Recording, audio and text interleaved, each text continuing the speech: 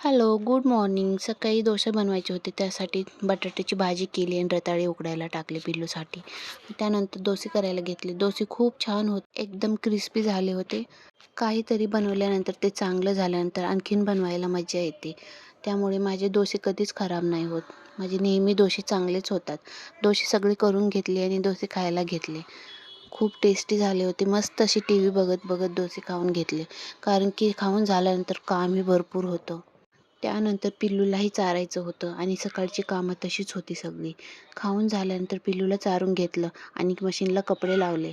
आणि कोणतंही काम मी एकटी नाही करू शकत. त्यामध्ये पिल्लू माझी हेल्प करणारच. आतमध्ये बसून हॉलच्या खिडकीतून ती मला क्लिप्स देत होती बाहेर आणि माझ्यासोबत गप्पा मारत होती. अशी तिला बोलत बोलत कपडे कधी होऊन गेले ते समजले नाही आणि बाहेर खूप वारं सुटलेलं होतं. कपडे तरी सुकायला असे टाकून आत गेले की 5 मिनिटामध्ये तर कपडे सुकायला लागले. तेवढं ऊन पडते. कपडे धुवून झाल्यानंतर गॅलरीही क्लीन करून घेतली. गॅलरी क्लीन असली तर तिथं बसायलाही छान वाटतं. Bye bye.